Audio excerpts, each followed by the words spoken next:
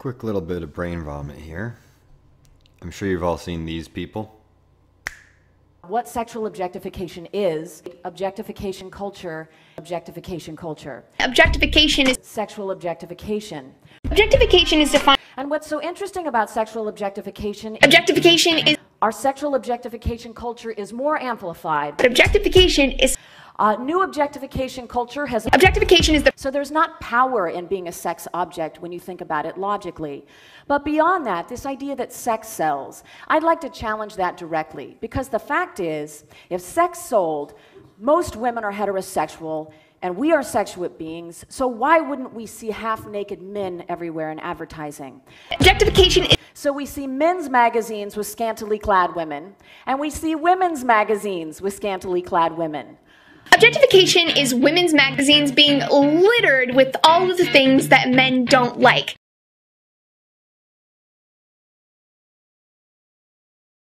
In the 80s, 90s, and today, we've actually been relatively quiet when it comes to public discourse.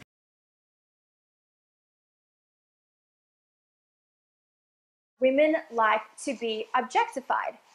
Rather than the kind of thing that their grandparents or their parents might have argued for, which is that character is what counts, not skin colour. The other good thing that they revolt against is sexual liberation. One of the good things that came out of the 60s was the idea that sex could be fun, particularly for women. The millennials are completely revolting against that. You can see this in their sexual consent classes, which are ridiculous. We've actually been relatively quiet when it comes to public discourse.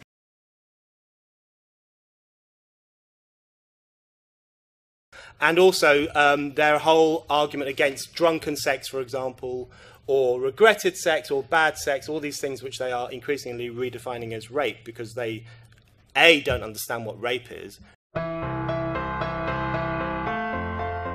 Yes, I've been getting raped. I don't even remember since when. Maybe it started when I came out of my mother's womb. I get raped at several places. Trains, public buses, offices, even at my own house. Okay, maybe you're just really unlucky then. I got raped when my brother teased someone else's sister. And then the third good thing that they're arguing against is freedom of speech. The one good thing that the 60s generation and the 70s generation did was argue for freedom of speech, particularly in the countercultural arena, the idea that you should be able to publish literature and art and films and all those things, however offensive they were. I get raped every day, several times, by thoughts, by words, by looks. Don't understand what rape is, and B, don't understand what sex is, so they're kind of very confused on that. It reminds me of when I was at convent school and the nuns used to turn off the radio when Madonna came on. I mean, that's exactly the same situation.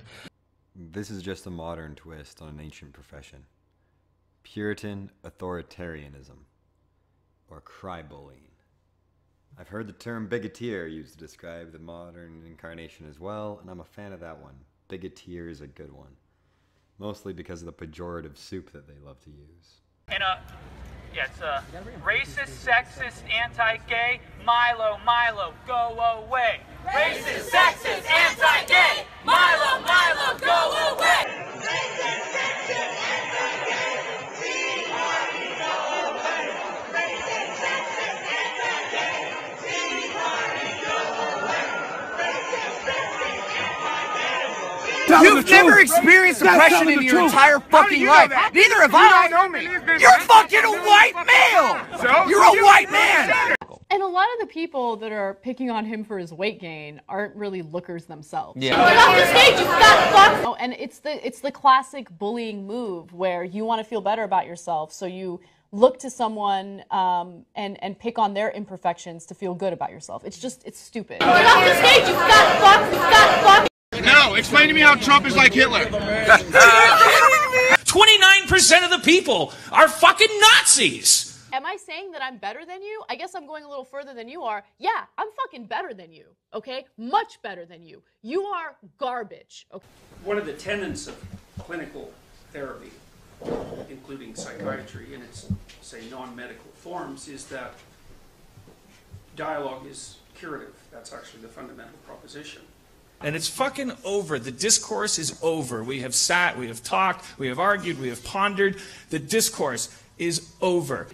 And then the question, there's other questions. Who defines hate? Geez, that's a deadly one. It's like, it's great if you're on the left and the left is in power, because the left defines hate, but they're not going to be in power forever, man. And as soon as the people who are on the opposite side come into power, they're going to use whatever arguments you had and their own, and whatever you think is going to be hate speech, like, right now. So you should always, and this is what the founders of the American Constitution did, you know, they always thought, okay, how could an absolute malevolent fool screw this up? You die if you don't shit, and you die if you don't say you're not a Nazi! These people are deconstructionists, and their issue is that they've run out of things to deconstruct. So they've decided to call women making disproportionately more than men, whose industry is entirely supported, well, not entirely, almost entirely supported by the dollar of the liberated, freely chosen women who earned their own dollars, and we call this industry and this situation patriarchal oppression. Not because it inspires men to hate women, but because and only when men like it too. If men don't like it, that's similarly oppression. Although, hold on, I'm sorry. When women only like it, that'll be internalized misogyny. So it's still oppression. They don't think it was a harmful experience. They think it was a fun experience. Now, if you say that to millennial women who are in the media, they will say, oh, but those women have got internalized misogyny. In other words, they're brainwashed. They don't know their own minds. They don't know what's in their own self-interest. This deeply disturbing and patronizing argument. Orwellian insanity. Now, if you were to personally ascribe a definition to how people are acting towards these people, is it objectification? Or is it reverence? Damn near bordering on deification in some cases. Absurdity. Absurdity to call this objectification, oppression. Everything is sexist, everything is racist, everything is homophobic, and you have to point it all out. When we are at the point that there exists employment that is entirely based on shaming a demographic for averting or not averting their eyes, we're scraping the concrete under the barrel of the bucket here, folks. The deconstructionists have run out of things to deconstruct, and they'll deconstruct whatever comes next, such that I'm not that convinced that there will be a next without something more dramatic and more likely tragic happening. Just remember, war is peace. Words are violence. Reverence is objectification, and hatred by the gender providing less of the objectification. I mean reverent. No, I still mean objectification. Right. Well, we're fucked.